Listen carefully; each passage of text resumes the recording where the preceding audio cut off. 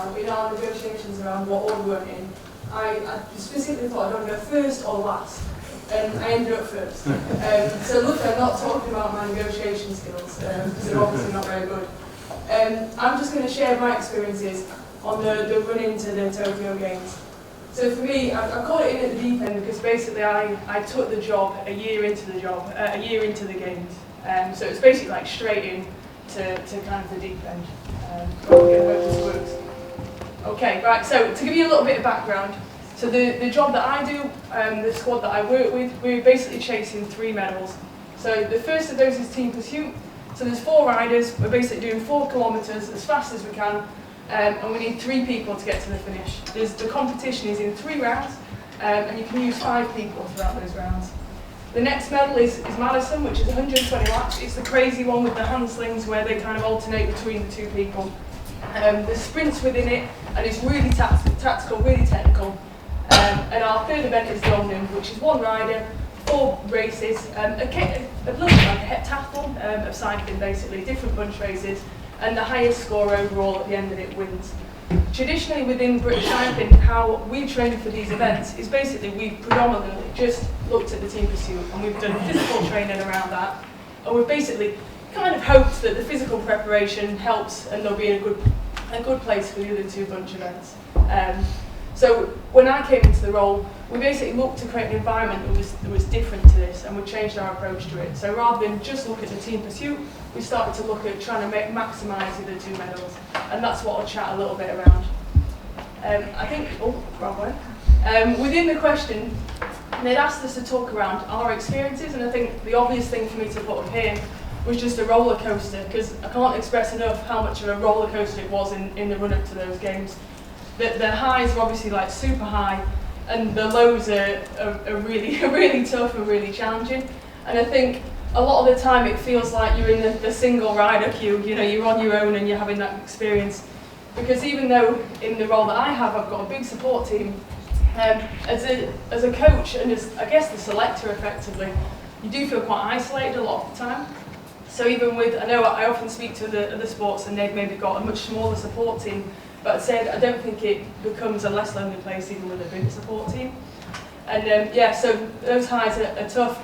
The lows the highs are good, the lows are low. But what I would say is, even with the preparation, so for myself, I probably had like 8 years effectively in the queue to this roller coaster of going through our pathway. You still don't feel ready, like in terms of it. You still not had that experience of that level of pressure. So yeah, even with the kind of the clearest running, it's still really tough, and there's still a whole roller coaster around it. Okay, so they asked us to talk about the highs and lows, and I thought I'd hit the bad bit first and go through selection. I just wanted to chat around how tough a selection is into an Olympic Games. So for myself, I've come through the pathway of coaching, so basically starting in the school playground and working through pretty much every job until getting to this point. And the downside of that is that you've worked with athletes from being a young person up to potentially going to the Olympics. And through my selection experience was that I effectively had to not select someone that I'd worked with from being 14 years old basically.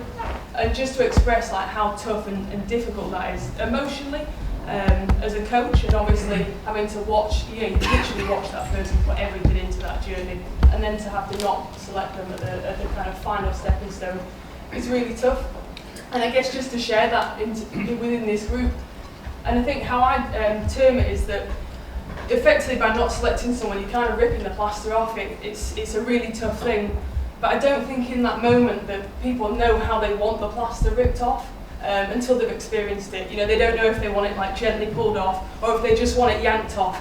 And I think all you can do in those moments is just be considerate, have care and compassion in that moment, and just try and do the best job you can.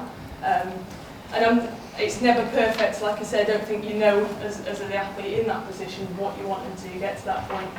But I think having clarity for the group that I worked with in the run up to the games, are a really competitive group of kind of 5-6 riders, and to be really clear about what that selection process is going to look like is really important, so that people can progress and move forward. As a squad around that Madison event where you've got 2 people within that, we had basically like 3 people who were going for those 2 slots, and the culture historically within it was that they would constantly be on trial. And what I did when I came into the role is, within the first month, said, right, we're going to select this really quickly and we're going to make a decision. And what that meant was that each of those 3 athletes could move forward with greater clarity. So our selections are horrible, and I've definitely experienced the emotion of that. I think it's really important that people know what situation they're going to go forward. Right, let's move to a bit of their bits. So I think as the coach in this experience, and in my experience in the run-up to the games, you definitely feel like you're spinning a lot of plates. And what you're obviously trying to do is bring that support team along with you and with the journey and make sure they feel part of the team. But what I wanted to chat around with leadership was that I think it's really important that you don't just go down the group thinking way of working. I listen to like podcasts and things while I'm cooking, and I listened to one from John Ronson, and he was talking, it was about the dangers of group thinking, and I think it's something to be really conscious of when you work in a sports team.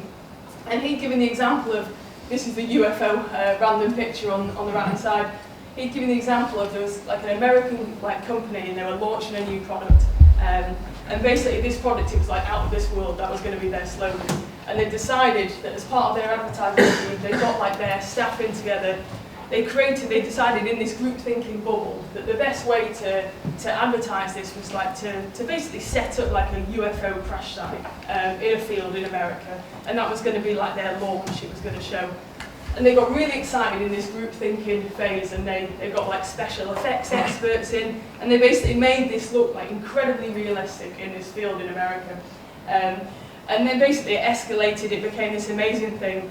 They kind of launched it, they let someone find this crash site effectively.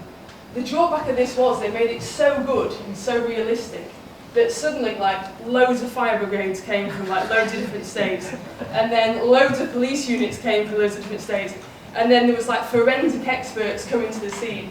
And obviously by that point it kind of gets a bit awkward, like when do you launch? I think it was like an energy drink, like when do you go, well this is our out of this world product. Obviously like millions of pounds worth of resources have gone into this thing. And I think to me that just highlights that sometimes group thinking can be amazing, but sometimes it can be really dangerous because you become this echo chamber for what works. And I think within British cycling, we've become a little bit of an echo chamber that this team pursuit, if we just prepare for this one event, it'll do it all and it'll work. And when I came in, what I found really tough was, I came in and I had a different idea, and there definitely felt like there was reluctance around working specifically around this Madison, around this handling event. And I basically had to ignore what a lot of people were saying and just go with my gut, which was that we have to prepare for this event, otherwise we're going to lose. We basically had 2 of the best bunch riders in the world, in Laura Kenny and Katie Archibald, and they were getting it kicking. Like every time they raced, it wasn't working and they weren't winning. So we had to do something different. And there was a real fear amongst our staffing team about doing something different as a historically successful team.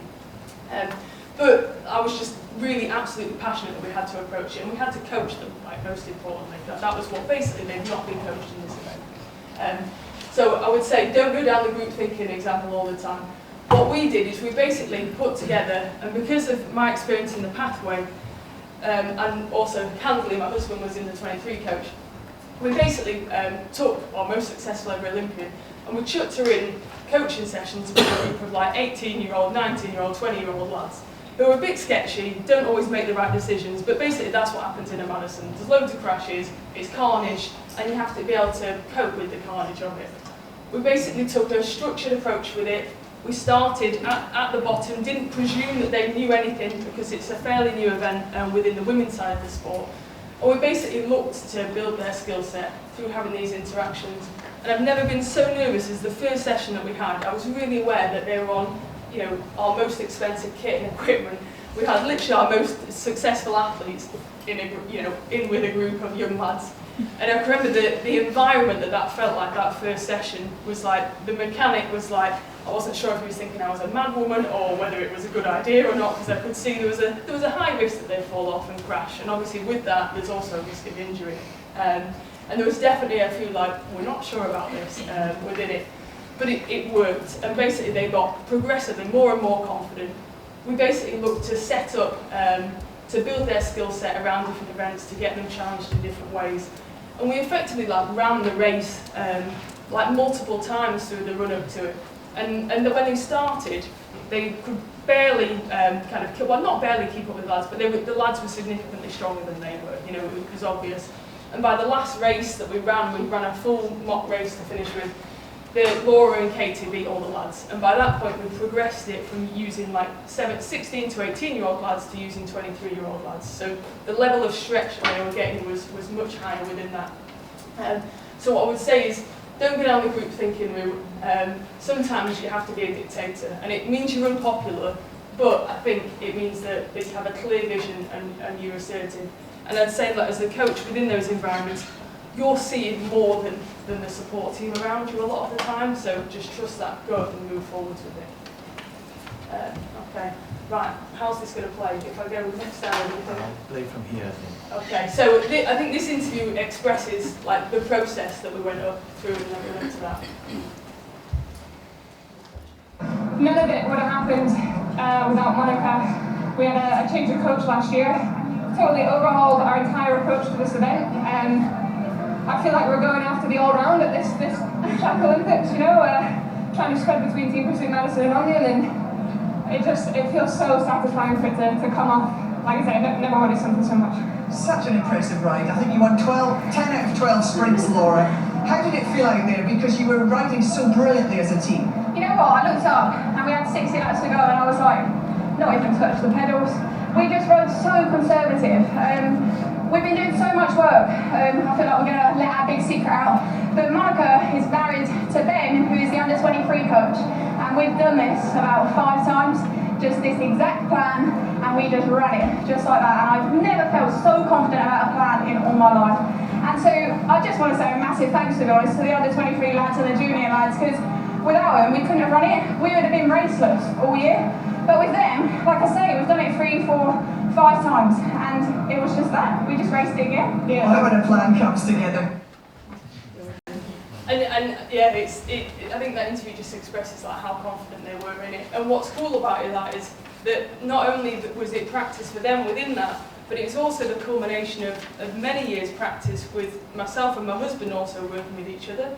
We've sort of worked through different age groups, so started out as youth coaches and worked through, and at times we've been at different levels. And we'd basically practiced years before having that crossover between the lads and the girls. So I think when I was the junior girls coach, we'd worked out that like an 18-year-old girl basically can race with a 16-year-old lad, and my husband was the youth coach at that point, and we'd basically already practiced some of this stuff previously, and then as we moved further through the ranks, then we were able to use it to make the bigger impact at the top level. But it was nothing new, so that was, I guess, how I was able to be confident in doing it at this point, because I'd already practiced that at a much kind of lower stakes environment.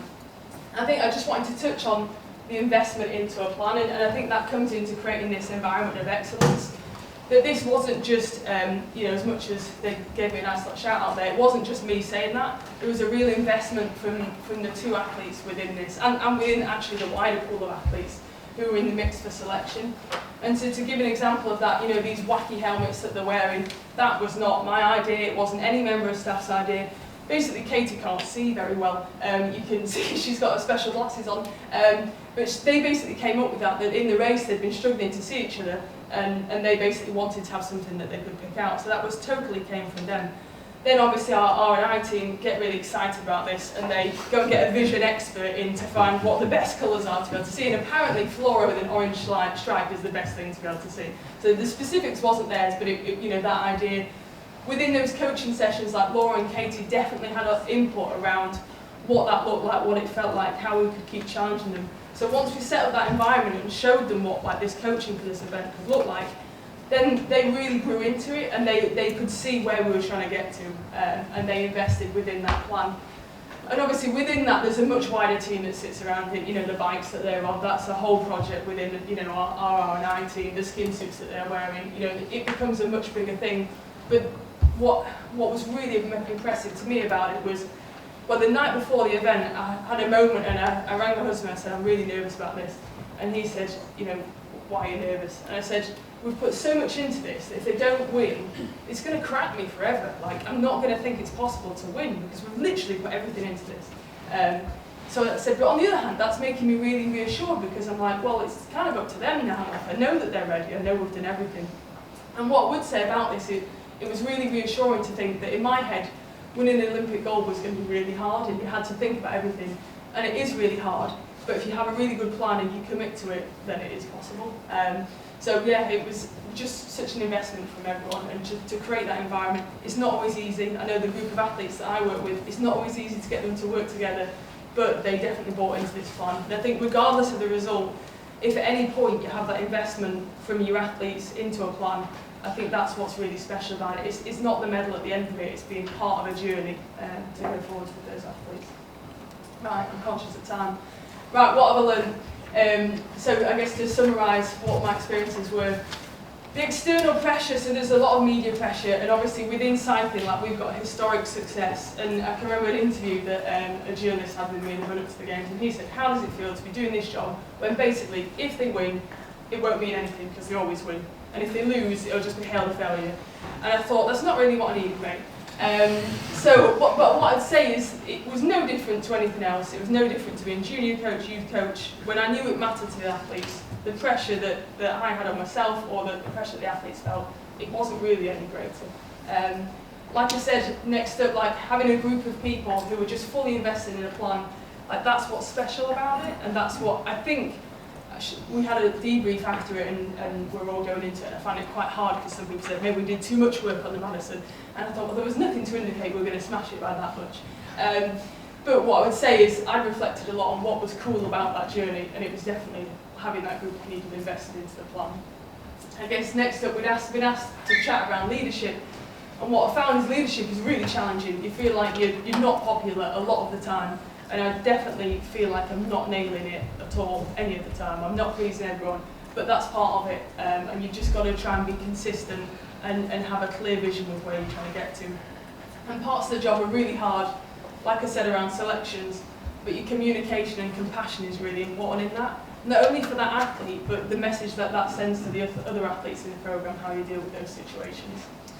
And I think lastly, and as a group of coaches, I think it's really important. It's really easy to prioritise the athletes all the time, but I think having your own support network to make sure that they keep you in a good place. For me, like, that was going home, and when all of the support staff were saying, "Oh, we're not sure about this, we're not sure about this," and I'd go to my husband and he'd go, "No, Mon, you're right. What you want to do here, like, it's the right thing." And that, just having that network of people around you that can back you up, so that you don't always feel like the lone ranger in it, I think is really important.